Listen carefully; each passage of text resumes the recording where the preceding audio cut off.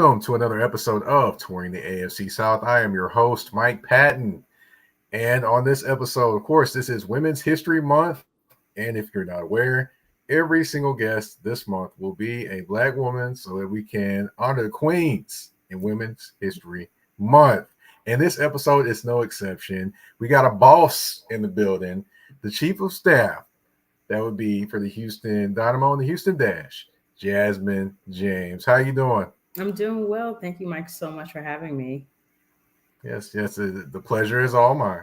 I will say that. But definitely we're gonna get into you growing up and then also your career and your career journey. We're gonna get into that and more once of course. But first, we do have to do the Black Girl Magic moment for Women's History Month, and I'm gonna start with since we're talking about bosses, we're going to talk about Renee Montgomery. Now, Renee Montgomery was a boss on the court. She could do her thing. She messed around, gave you the jump shot, play some sticky defense. She basically was a name in the WNBA. But she took it to a whole nother level when she retired. And then next thing you know, boom, she pops up as the new owner, one of the new owners of the Atlanta Dream. Now, of course, we all know the story about what happened and how that opportunity came about. But I want to talk about the positive parts of it, the part of it that it's talking about the Black woman shining. That's what I want to talk about. And it was just so great to see her come in as a boss, and she's doing commentating as well, by the way. Mm-hmm. And just doing these two things and just being able to manage both of those two things, one, and be able to just do both of those with the confidence and the decisiveness that she has done, though. So I kind of wanted to give her flowers and just talk about the boss move that was made. I mean, going from being a former player to a owner of a team, that's boss to me. I mean, what are your thoughts, Jasmine? No, that is, especially when it comes to women's sports. And let's even take it back further when you talk about collegiate athletes.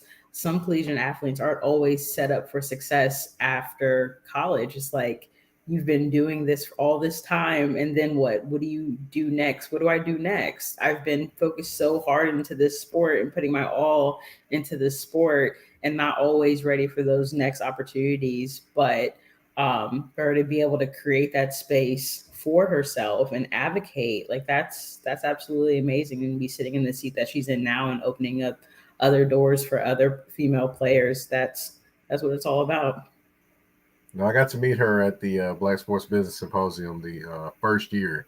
Okay. And it was awesome to meet her. And actually, me and a couple friends of mine were actually in a picture with her. It was like 4 or 5 of us in the same picture. So it was fun. That was fun times. No, that was a great conference.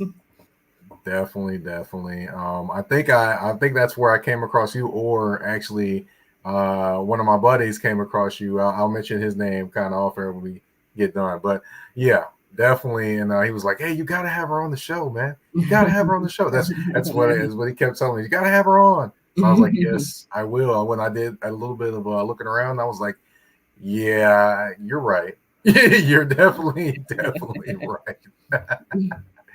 So, kind of transitioning and going over to talk about you and your career and your start. So we're going to go back to little Jasmine.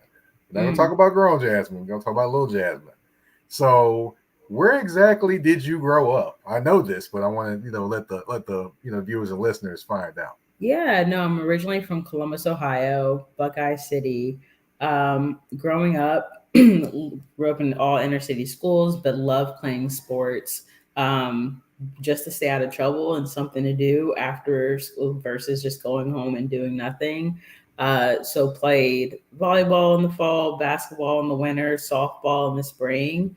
Yeah, just the Ohio girl having fun with her friends. But sports has always been a really big part of my life. I think it was a opportunity. It was the best way for my dad to be able to connect with my brother and myself. And he just put us in sports, and that was also a way for our parents to discipline us. Like, you can't go to practice if you don't do your homework. If you failing a test or whatever the case may be, you can't do XYZ. And when you grow up in school, all your friends is doing it. So if you tell me I can't be with my friends because I'm not XYZ, but yeah, sports has just always been a big part of my life. And from there, was able to go to the collegiate level and play softball at Kentucky State University, HBCU graduate, proud alumna. But yeah, that's a little bit about young Jazz. Okay. All right. All right. So, you kind of went into how it was growing up there. You said you were active in pretty much everything. So, I mean, what was there to do in any downtime you had? Downtime. What did I do Was during? there any downtime? Was there? What regular girl stuff? Talk on the phone, hang out with your friends. My grandfather would always take my brother and I fishing on the weekends. Yeah. What if I wasn't playing this? What was I doing? Going to the mall? Just regular, regular kid stuff, I guess. But for the most part, my free time was really wrapped um, into sports and just hanging out with friends, just being a kid.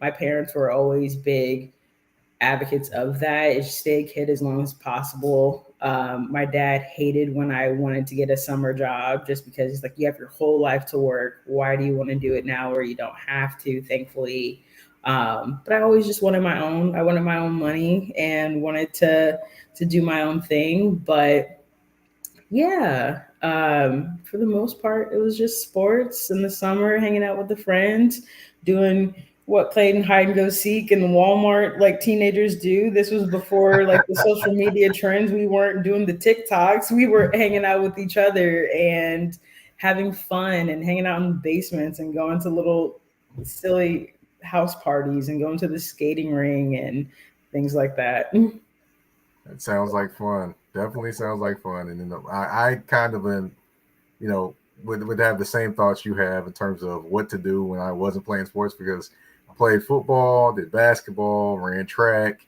Summertime, you got what you got basketball with your team, and you got AAU basketball or something of that nature. Pretty much, you're doing something all All the year, time. all the time. Right, right. So, what originally did you want to be growing up? Growing up in Columbus, Ohio, of course, Ohio State's right there. I don't know if you wanted to be a star athlete from Ohio State or if you had like any particular dream in mind growing up as a kid. No, one I always knew I never wanted to go to Ohio State. It's right there in Columbus. I can just see myself not picking up a phone call and my dad would just be at my dorm. Oh, like you didn't pick up, so I just thought I would drop by or something like that. So those were problems I knew for a fact that I did not want. And I've always been, even though I felt like Columbus was a great place to grow up and raise a family, I knew it wasn't for me. I knew that Ohio wasn't going to be a place that I wanted to live long term. So I knew I wanted to even just get out of state for college and spread my wings a little bit. But in regards to what I wanted to do, at first I thought I wanted to be a teacher. I wanted to be a social studies teacher. I loved history. I loved my history teacher in high school, Mr. Thomas. He made history fun. And also, too, he took me under his wing. He exposed me to different things regarding furthering my education, just helping me think about things that I wasn't at a young age in high school, especially the school that I went to. Not a lot of students were going to college afterward, and that wasn't a for like conversation. Yeah, my parents would talk about it, but it wasn't like something you need to do. Versus, he was talking to me about opportunities. He introduced me to HBCUs and why it's important to find community. Mind, this is a white man telling me these things. Um, Oh, okay. yeah, Okay. and but spending time with him sometimes during my lunch hour, just studying the ACT and what is it going to take to be able to be a college student in the first place. So I think he's a part of my story of me wanting to give back to what was given to me and having that teacher that just seen a little bit more in myself that I didn't see, and just to help me get to the next step. When he would see me cutting up in school or acting out with my girlfriends and stuff, and doing what teenage girls do, when it came to the boy, and just like, no, that's not you. That's not you. You make better choices, and always making sure that he was helping, pushing me and guiding me in the right direction. So going into college, I thought I wanted to be a social studies teacher because of him. And but I did a shadowing program my freshman year, second semester, and I knew that was not going to be for me. That it takes a different type of person to be able to be a high school teacher, a grade school, a patience that I just did not have. So I actually switched my major a couple of times. Then I wanted to get into criminal justice. Then I wanted to get into social work, and just like nothing seemed to really stick or fit. And then I end up still be always in the training room around and being around our athletic trainers at the time, and really enjoying watching them and seeing what they do and how they get to still connect with the players and still be a part of the sport, even though they're not in the sport. And me trying to think outside what's going to be my next steps. When I leave school, I still want to be a part of sports in some type of way, some way or fashion. How can I still be a part of the team without being on the team? So athletic training is what I end up majoring in during undergrad. Okay, all right. So I gotta ask, I do actually cover Tennessee State University when it comes to football and basketball. Mm-hmm. So, what was it like attending a HBCU? You come from Columbus, you go to Kentucky State, which a lot of people are unaware. Kentucky State is an HBCU. For those that aren't aware, there are plenty that are, but there's plenty that just aren't aware. So I figured I'd let them know. Yes, but yes. As far as the HBCU, how was it attending Kentucky State, coming from Columbus to go there, and just the environment? I got to ask because I did not attend the HBCU. I did want to go to Tennessee State, but it just never worked out that way. I ended up going to UT Martin. So, but yeah, how was it attending an HBCU in Kentucky State? It's hands down the best decision I've ever could have made. I would recommend any Black person to go to attend to an HBCU who's looking for to further their education, to be able to be a part of a school system that is for you and made for you, and to help support you, especially where a lot of us tend to come from school systems that might not have all the resources to help us in other spaces, where there's professors that are willing to truly pour into you and can talk to you a little bit differently than other professors might at a PWI. If I was at Ohio State, I would truly just be another number. I would just be a student ID number. They would not know me from anybody, versus my professors. Like, they can talk to me different. They gonna call me out on my BS, and they gonna say something if I don't come to class or whatever the case may be. And then also the friends that you make, the family. My best friends are people who I met from college, and those are like my siblings. Those are my family members. And every time I come home from homecoming, it's like a family reunion. It truly is the best experience that I could have ever had. I love and miss every second of it. Yeah, definitely. College is a whole different world. You see what I did there, right? But as far as college, yeah, you definitely have some memories there that cannot be replaced, and some people that cannot be replaced as well. But speaking of not being replaced, you're fastly kind of making yourself irreplaceable in the sports world and things like that. So we're going to get into that and your exploits there in the sports world and all the amazing things that you're doing. We're going to get and more after this commercial break on Touring the AFC South with your host, Mike Bad. A shift. A shift is something that happens and changes the dynamics. And that's what happened when Garrett Logistics was born. After 10 years as a sales pro in the logistics world of sporting goods, John Garrett decided to pivot to the world of freight and start a brokerage. So you're saying to yourself, Why trust Garrett Logistics? Well, Garrett Logistics helps shippers improve overall workflow, along with increased on-time pickup and delivery percentages. Last-minute loads, multi-drop pickups, and more are part of the services with Garrett Logistics. They're available Monday through Friday, 7 a.m. to 6 p.m., and Saturday, 8 a.m. to 12 p.m., all times Central Standard Time. So give them a ring at 615-400-8484. That's 615-400-8484, or you can email them at john@garrettlogistics.co or visit their website at garrettlogistics.co. Garrett Logistics, where the motto is, it's not just freight to us, it's your business.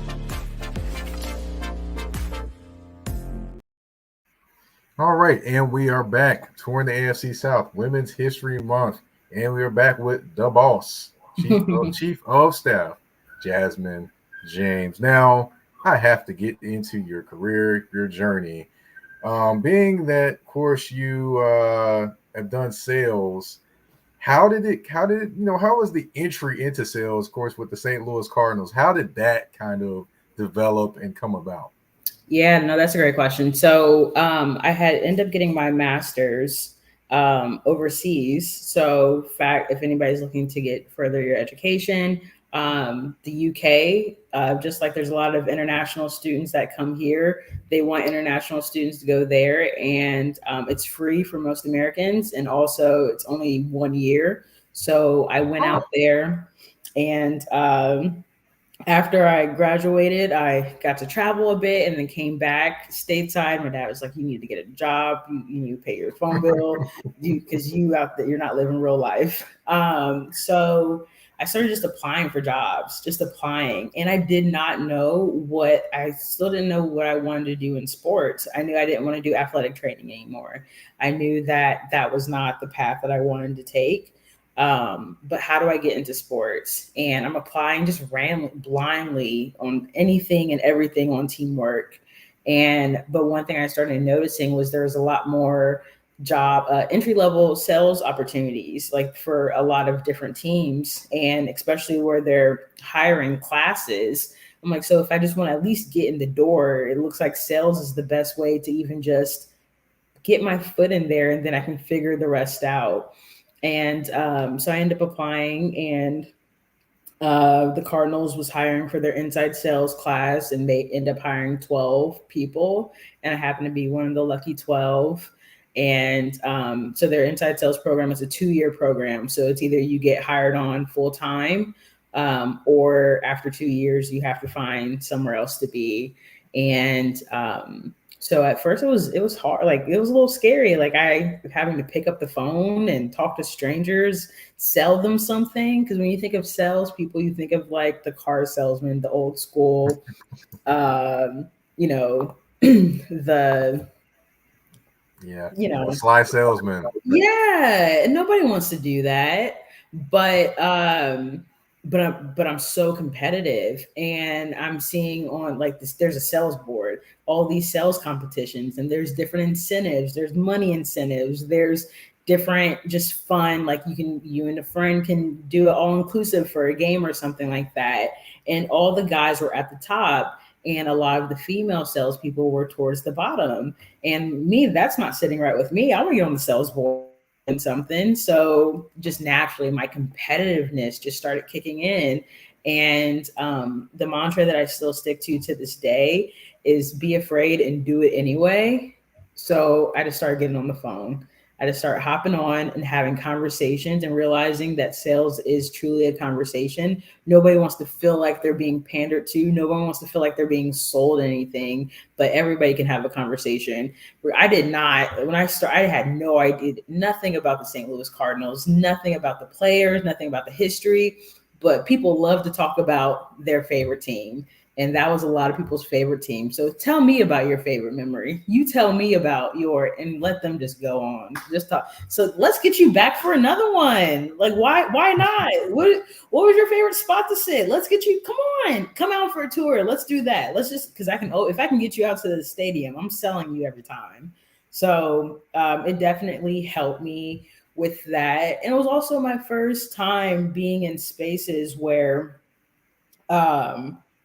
in majority white spaces. I've always been in primary black spaces. There was a lot of things that I had to learn, just being around people who don't look like me and some people who don't care to get to know me either, and having to overcome a lot of different things. But yeah, it kicked off my career, and happy that sales is a part of that toolkit, because it always comes back to the dollar. It always comes back down to revenue. It always comes back to sales.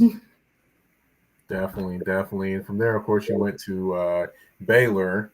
I was like, wow. I was watching it. I was kind of reading up, and I was like, wow, she went from there to Baylor. Interesting move.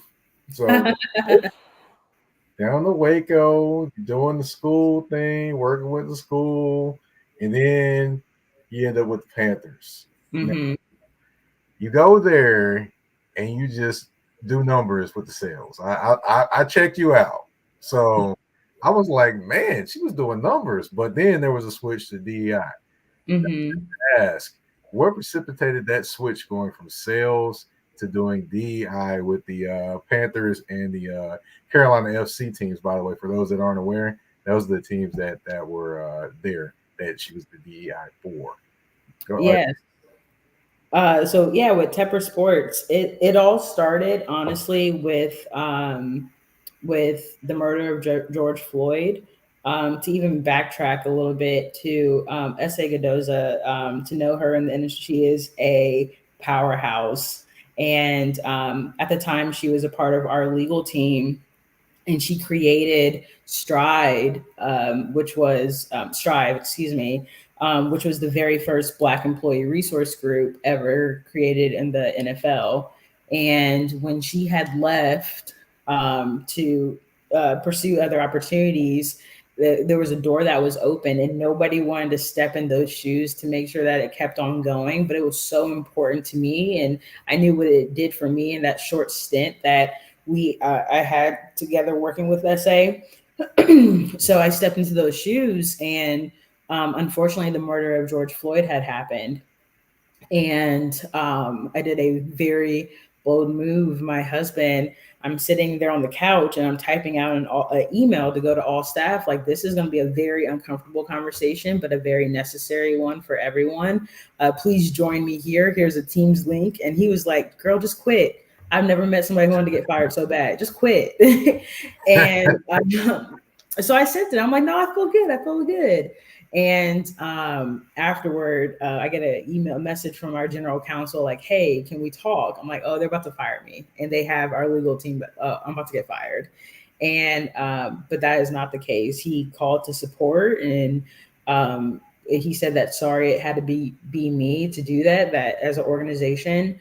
But I got support from other leadership team, and it just started from there, having the difficult conversations and having a series of them, while doing that, still doing the sales portion, but building out our DEI strategy, building out what that potentially looked like, building out different programs, but still overseeing two different separate sales teams for the NFL and Charlotte FC for the MLS. That's two different strategies, two different sales teams, two different everything, but still driving an initiative that I was very passionate about.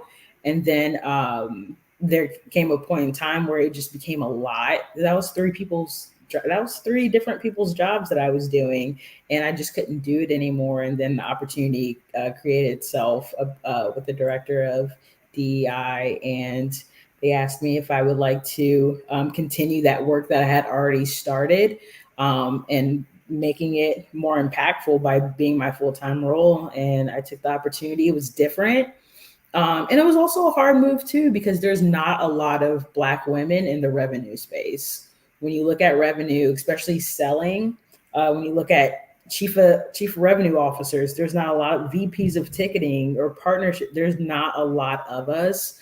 So to know that I was going down a different path where there are more of us in this space than not, it it was a hard decision, but my passion lies in it, and I knew that I would definitely also just sharpen my skill sets where I can be in different conversations and learn the business in a different area and different space.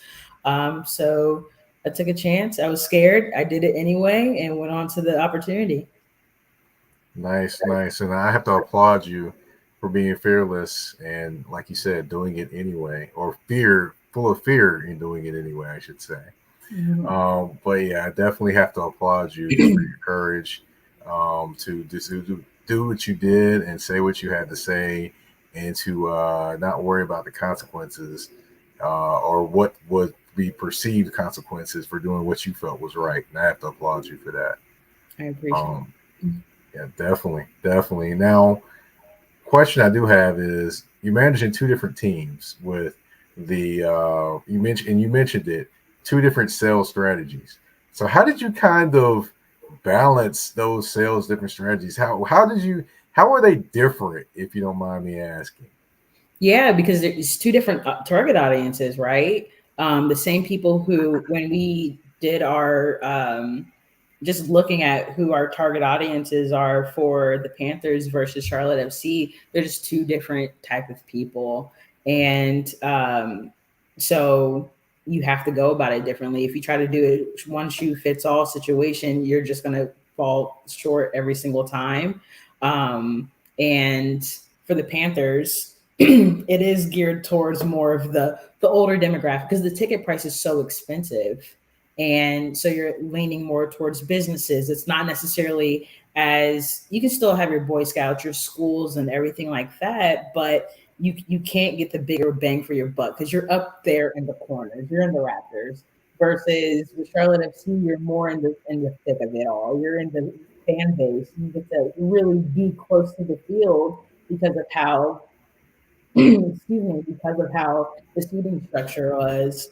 But yeah, it's just understanding your target audiences and then making sure that your staff is understanding that too and giving them a clear direction. So literally every single night after it was all said and done, that's my job. I didn't start being able to do my job until after hours because you're managing all day, you're answering questions, you're helping, you're doing putting fires out, you're in meetings, and then at the end of the night, now I have to sit down, look at everything and start. It was long nights, early mornings, and a lot of coffee. I was gonna say there's got to be some coffee or tea in there somewhere. A lot of coffee. Now, of course, from there you moved on to Houston, Hmm. where you are now the chief of staff for the Dynamo and the Dash down there. Now, I've got to ask, what exactly does the chief of staff title or office include? What all does that do for the Dynamo and the Dash? Everything. If it doesn't fit anywhere, it falls into my. I always say I'm a pot of miscellaneous things. If it doesn't quite fit anywhere else in the business, it comes into my plate. But it allows me to be a part of different conversations, different strategies. My role is to make sure that to fill the gaps, to make sure that the organization is running as quickly and smoothly as possible, and making sure that the staff has everything that they need to be successful, making sure that they feel empowered, making sure that they can grow right where their feet are. And man, managing different, I manage our headquarters facilities. I'm the gateway for ownership. I'm the liaison, the gap between soccer operations and business operations. Um, Different entities report into me. It's a lot of different things. Again, a lot of miscellaneous organization initiatives that doesn't quite fit anywhere else.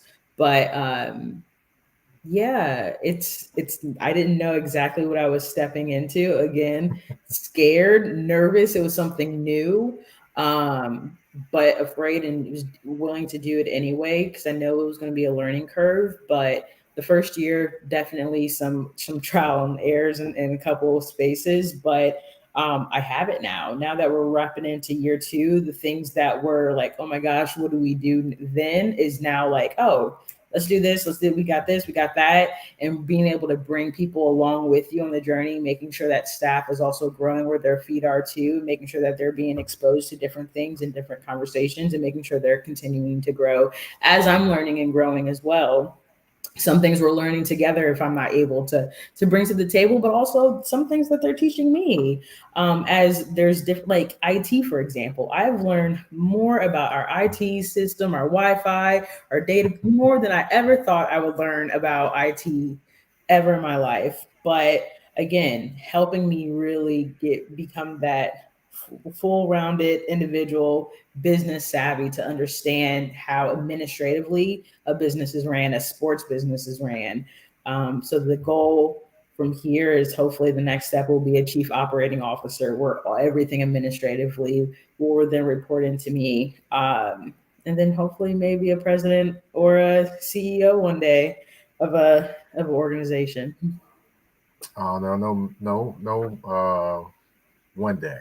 There's no one day. Look, you've already made it this far. You've already done a lot of great things. So I'm not going to say one day. I'm going to say when, not if, but when. I appreciate it. But yeah, definitely. Of course, I do also don't want to be blind to talking about, the different sports. Soccer, of course. Can you just talk about how it's kind of, going there and just be primarily more focused on soccer? How that's kind of opened up a lot of different things for you in terms of the game of soccer, or just knowing about soccer, or maybe some things you didn't know about soccer when it came to taking this position. I knew nothing about soccer, even though I was still working with Charlotte FC. The rules of the game was still very new. But man, the fans, if you haven't been to a soccer game, to go to a soccer game is truly an experience because of the fan base, especially like the supporter section and how lively it is. It's a quick game. It's only 90 minutes. It will always only be 90 minutes. And it's fast paced. It's always moving. Soccer is still growing in the States, but soccer is the world sport. America is still just catching up and slowly getting there. Messi was a huge deal. He did a lot for MLS by coming over here and being with Inter Miami. And also, Houston is one of the hubs for the World Cup here in a couple of years. So being able to be a part of that process and what that looks like and how that benefits MLS and specifically the Houston Dynamo. And then also we're one of the only professional women's team, one of the two only professional women's team here in Texas, along with the Dallas Wings. So to be able to be a part of that changing game, where giving more women opportunities to be professional, and as the wage gaps are being changed and challenged, it's truly it's been a very fun experience for myself, and eye opening. Again, being a part of different conversations that I just wouldn't have been otherwise. Not to say that I couldn't have done that in my previous space. It just would have taken me longer. Versus I'm here now, I'm growing, I'm learning, I'm still relatively young in my career. And yet I'm growing, and I'm excited for what's all to come. Awesome, awesome, great to hear, great to hear. Now, I also want to ask before we kind of wrap everything up and head to our game portion of the show. You mentioned your teacher, but is there like someone famous or famous that you looked at, or someone that wasn't famous that you looked at as maybe an idol or a guide, or someone that kind of was like a more of a mentor to you, either that you knew or did not know? Yes, I could not be who I am today. I would not be who I am today if it was not for Ann Sini. Ann Sini, excuse me.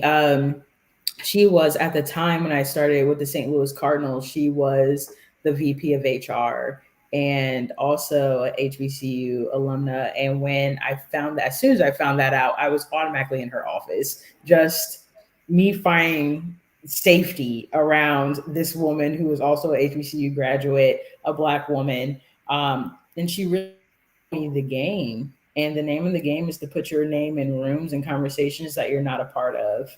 and she challenged me to speak to individuals. She challenged me to do things that my colleagues weren't doing. And she still challenges me to this day. It's been years, almost 10 years now, over 10 years now. And she's still very much in my corner. And am I wrong if I write this email and it says blah blah? Well, Jazz, if you have to call me and ask me if it was wrong, then probably you should. No, just hear me out. Let's see if it's wrong together. But no, she challenges me. She continues to push me to help me grow and help me learn. Because this road, for everybody, life is just way too hard to try to do it by yourself. And I've just been really lucky to have a solid mentor that's been able to help me and guide me through my ups and downs in this journey. That's awesome. That is awesome. And I got to say, I've definitely enjoyed hearing your journey, and I'm hopeful that everyone that's listening and watching has been able to learn something from you in terms of this journey. But of course, we do have to go to the game portion of the show. That's how we wrap up every episode. And I've got 5 questions, 2 answers for you, and you got to make a choice between those 2 answers. Are you ready? I'm gonna try. All right. Well, you're down there in Houston, so Whataburger or In-N-Out. Which one you take? Whataburger. Whataburger. Oh man, I'm gonna go In-N-Out. Thank you. But now, which city did you like the most? Would you say Charlotte or Houston? Oh, trying to get me in trouble. Charlotte, I would say Charlotte because it has all 4 seasons. Houston, it's hot or the AC's on. There's not there's not too much in between. We're in a nice little space. It is just so humid. My hair, I'm always fighting something. It's always something I'm fighting out here. It's hot, hotter, and cold and cool. There you go. Those are the seasons of hot, hotter, and cool. That's Houston right there. Now, of course, Columbus, Ohio. So I got to ask you this question. Okay, if you're gonna cheer for either Michigan or a team in the SEC, which team are you taking? Are you taking the SEC team or are you taking that team up north? I ain't taking nothing. I'll forget it. Just forget about it. I'll watch chess. Wow. Okay. I All right. to the Buckeyes. They're not gonna come back home. They're not gonna get me when I go home. All right. Let's see. Okay. Who directs your life story? Would it be Issa Rae or Ava DuVernay? Oh, that's not fair. Hey, it's where the controversy gets stirred up, right? To borrow that line from Jamel.